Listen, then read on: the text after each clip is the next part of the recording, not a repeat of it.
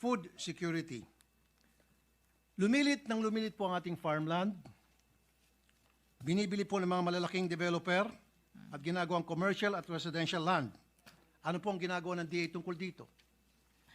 Alam nyo, that's our business. I Ganun want po to ba? tell you that we don't buy agricultural land in the provinces. Nobody will buy houses in agricultural land. We only buy in cities and capital towns Ganun po ba? because the buyer of houses, they want also an opportunity that if they're having financial problems, they can resell their houses. And you know, it's very hard to resell houses not in cities or capital towns. I'm from Isabela po. We limit ourselves in cities and capital towns. I'm from Isabela po. At marami po akong may bibigay sa inyong ebidensya, proof, na mga farmland na convert po sa subdivision. But in Kaya nga po yan ang dahilan cities- kung bakit ko po gustong may pasa na po yung National Land Hindi, Use Act. that's in cities and capital towns, but I don't think in the Well, in Isabela, in Kawayan, Isabela there po, will be like that. In Kawayan, Isabela po, Kawayan City, Isabela, may mga farmland po doon na na-convert Kawayan na po. is a city. Regardless, ang pinag-usapan My po God, natin, yung if, mga farmland po na na-convert na po sa isang subdivision o commercial. But they allow that in cities and capital allow that. towns. Kaya nga po, They allow conversion alam ko nga in po. cities and capital towns because if they buy your land, they buy it expensive and you can reinvest the money and you will make more money than planting on those lands. I remember we have, when I was young, we have a big chicken farm in Muntinlupa. But Muntinlupa became a 60. So we finally developed our chicken farm because it is 8 hectares. We will make more money than in farming. So it's an investment decision for these people.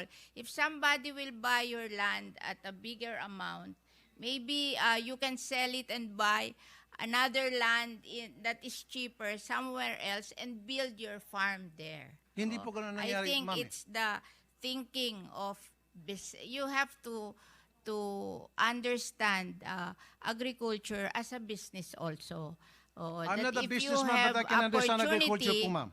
to sell your land at a higher price and be able to buy a bigger piece of land with that same money in less prime places, then you will do it. Kaya nga It's po, ito na- pong tanong ko po sa ating mga taga-DA.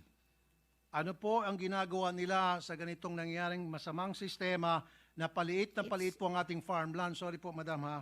Yeah. Na hindi lang po sa Kawayan, sa Isabela, kundi sa I marami tend pong to mga probinsya disagree with you. na marami na pong mga subdivision na nagsilipa na. Where will the people live if you don't build subdivision? Marami po mga lugar na pwede pong pagtayuan ng subdivision. Huwag lang po i-take over yung mga farms. Kasi nga po, kuminsan yung mga farmers, dahil sila po naghihikaos, they're being taken advantage of. No. Lalo na po meron tinatawag na rice tarification. So mura po yung mga bigas na dumarating dito, they cannot compete. And then papasok po ito mga negosyante at mag-o-offer ng pera para bilhin ng kanilang mga lupain. Of course, walang choice po yung mga farmers kung hindi ibenta na lang kanilang lupa sapagkat meron na po tinatawag na rice tarification. I wrote the rice kayo tarification po ba yun? law.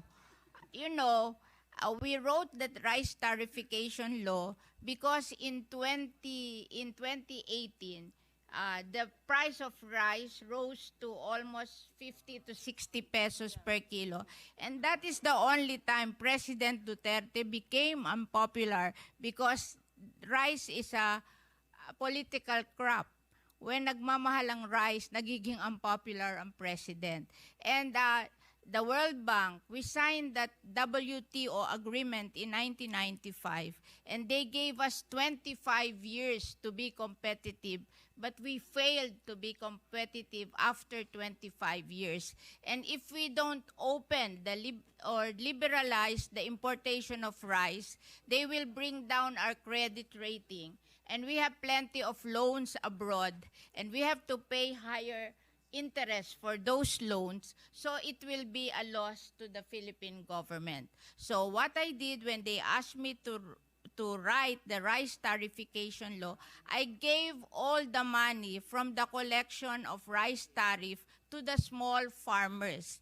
10 billion for the Rice Competitiveness Enhancement RCE. Fund, 5 billion for mechanization, 3 billion for seeds, 1 billion for loans, 1 billion for training. And anything above 10 billion that was collected, it was given to the rice farmers owning 2 hectares and below, 5,000 each, 1.6 million farmers. So that is 8 billion. So a total of 18 billion, which is the collection of the rice tarification law na rice tariff. Alam ko po I yan. don't feel any guilt to the small farmers. All the money that came from the rice tarification law were given to the small farmers owning 2 hectares and